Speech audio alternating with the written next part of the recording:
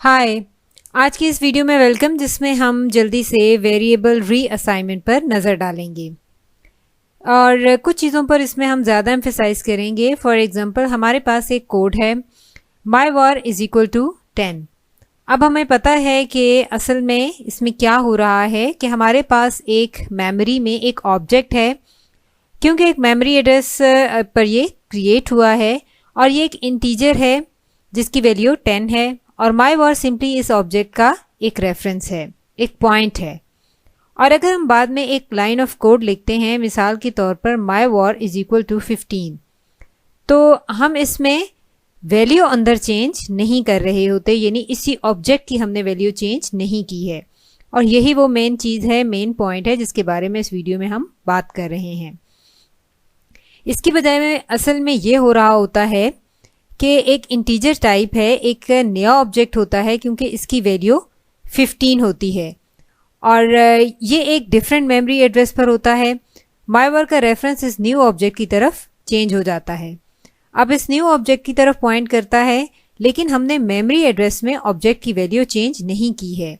यानी यहाँ पर ऊपर अगर ये 1000 है और ये जो एक नया ऑब्जेक्ट क्रिएट किया है, इसका मेमोरी एड्रेस डिफरेंट है। और यही वो मेन पॉइंट है जिस पर हमें यहाँ पर स्ट्रेस डालना है। असल में ऐसा है कि अगर हम दोबारा इस बात यहीं से बात शुरू करें कि my war is equal to 10, तो माई वॉर इस ऑब्जेक्ट की तरफ पॉइंट कर रहा है और अगर हम ये कहते हैं इसी की तरफ रेफरेंस उसका है, और अगर अब हम ये कह देते हैं कि my war is equal to my war plus 5, तो अब ये वही चीज़ हो रही है। इसमें कंफ्यूज होने वाली बात नहीं है। यानी आपको ऐसा नहीं सोचना कि माई वॉर दोनों तरफ ये एक्सप्रेशन रखता है और इसमें चेंज सिर्फ ये है कि हमने यहाँ पर वैल्यू ऑब्जेक्ट की चेंज कर दी है, ऐसा नहीं है। पाइथन सबसे पहले राइट हैंड पे इवेल्युएट करता है, यानी फिर वो ये कहता है कि अच्छा ठीक है, माई वॉर में 5 मज़ीद इक्वल करना है और माई वॉर प्लस करना है। यानी माई वॉर क्या है, ये एक इंटीजर है जिसकी वैल्यू 10 है। तो ठीक है, ये भी एक इंटीजर का ही एडिशन है, यानी 10 प्लस 5 15 हो गया और माई वॉर अब इस न्यू ऑब्जेक्ट की तरफ पॉइंट करता है। लेकिन हमने यहाँ पर जो ऑब्जेक्ट क्रिएट किया था, इसकी स्टेट या फिर वैल्यू या फिर कंटेंट हमने चेंज नहीं किया। असल में इंटीजर के कंटेंट्स कभी भी चेंज हो ही नहीं सकते और हम नेक्स्ट सेशन में इस चीज़ को डिटेल से देखेंगे, जिसमें हम म्यूटेबिलिटी और इम्यूटेबिलिटी पर बात करेंगे। चलें, अब हम इसको कोड में इसका कुछ एक्शन देख लेते हैं। अब अगर हम एक वेरिएबल क्रिएट करते हैं जिसको हम 10 वैल्यू असाइन कर देते हैं और इस तरह हमने मेमोरी में एक इंटीजर टाइप का एक ऑब्जेक्ट क्रिएट कर लिया, और अगर हम इसका मेमोरी एड्रेस देखेंगे तो मेमोरी एड्रेस आप यहाँ पर देख सकते हैं। हमारे पास रन करने पर इसका मेमोरी एड्रेस आ चुका है जो कि 210 पर एंड हो रहा है। अब अगर हम इसका सिंपल टाइप ऑफ ए, वो भी हम देख सकते हैं। अगर वो हम देख लें, जो कि आपको पता है कि इंटीजर है, टाइप ए, तो ये आपके पास आ जाएगा इंटीजर। तो चलें, अब अगर हम कहते हैं कि a इज इक्वल टू 15 और हम उसका दोबारा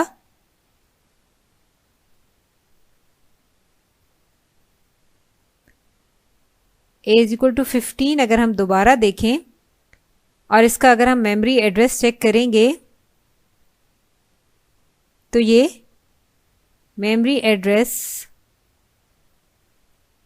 यहाँ पर ये चेंज हो जाना चाहिए।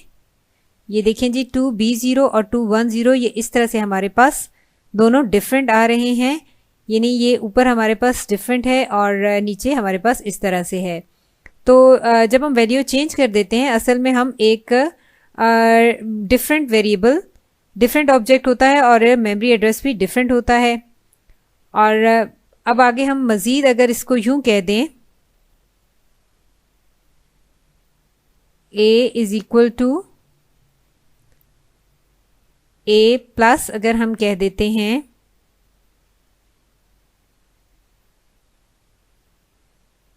a+1 अगर हम कह देते हैं, और अब अगर हम इसका मेमोरी देखें तो ये यकीनन एक डिफरेंट ऑब्जेक्ट होगा और इसीलिए इसका एक मेमोरी एड्रेस भी हमारे पास डिफरेंट आ रहा है, यहाँ 2B हो और देन 2D हो। और अब अगर आपको हम एक बहुत ही डिफरेंट इंटरेस्टिंग चीज़ दिखाएं, फॉर एग्जाम्पल अगर हम एक और इंटरेस्टिंग चीज़ देखते हैं, इसका पहले हम इसका एक सिंपल प्रिंट ए देखें तो हमारे पास इसका भी 16 आंसर आ गया है। ये यकीनन क्योंकि a+1 हमारे पास 16 आ जाता है और ये एक डिफरेंट ऑब्जेक्ट हो जाता है। अब अगर हम यहाँ पर एक मज़ीद इंटरेस्टिंग चीज़ देखें, फॉर एग्जाम्पल अगर हम कहते हैं a=10 एंड b=10, तो आप सरप्राइज होंगे जब हम यहाँ पर दोनों का मेमोरी एड्रेस देखेंगे। ए का मेमोरी एड्रेस अगर हम चेक कर लेते हैं, यहाँ पर अगर हम ए का मेमोरी एड्रेस देखेंगे तो यहाँ पे देखें ये 210 है, और अगर हम बी का मेमोरी एड्रेस भी देख लें तो ये दोनों हमारे पास बिल्कुल सेम आ रहे हैं। अब इस बात का क्या मतलब है कि हम जो हमने ऑब्जेक्ट्स क्रिएट किए हैं, यानी दोनों का मेमोरी एड्रेस हमारे पास सेम है। दूसरे अल्फाज में ए और बी हमारे पास एक ही ऑब्जेक्ट को पॉइंट आउट कर रहे हैं, यानी वो मेमोरी एड्रेस में एक ही ऑब्जेक्ट का रेफरेंस है जो कि वैल्यू 10 के इंटीजर के साथ हैं।